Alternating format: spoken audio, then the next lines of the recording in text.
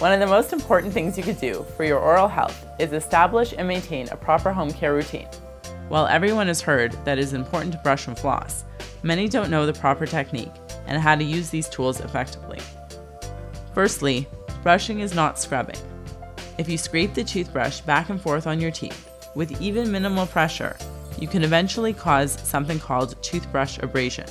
This is the wearing out of the surface of the enamel, often into the inner layers of dentin, causing recession of the gums and a notching of the tooth. This can result in increased sensitivity and regular pain on exposure to temperature changes from food and the environment. Once these grooves have been marked out in the teeth, it is not hard for the toothbrush to find its way back into them and continue to wear down the tooth and further the damage. There are a number of ways to treat toothbrush abrasion, but the best, by far, is prevention. Plaque is a very soft substance and can be removed quite easily with simple contact of the toothbrush bristles. Placement of the toothbrush is what matters, not the amount of pressure used.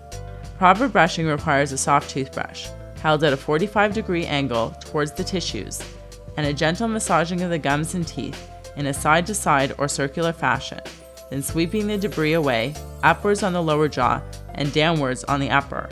This disturbs the layer of plaque and bacteria that form throughout the day, while maintaining the health of the tooth and surrounding tissue. Make sure you pay attention to each surface of every tooth so that no areas are missed, and include the biting surfaces and grooves of the molars. This can also be achieved with an electronic toothbrush, but again, this has to be used properly, or it can also cause more harm than good.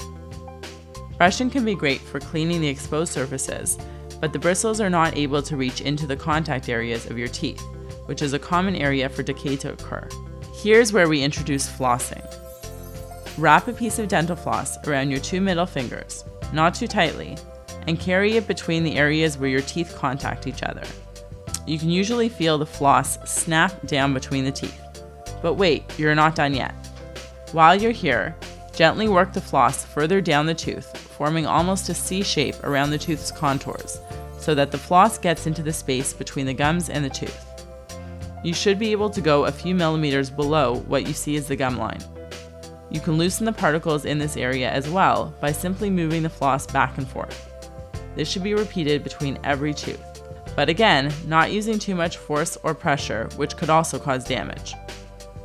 For someone who is not used to flossing, it is common for the gums to become sensitive and even bleed for the first few times this is done effectively. This is normal and will go away with continued flossing as the tissue toughens up and gets healthier. In the meantime, warm saltwater rinses can increase the comfort level of your gums going through this transition.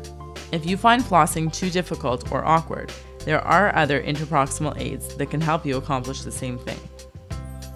As effective as your home care routine can be, it is still important to come into the dental office for regular checkups and cleanings.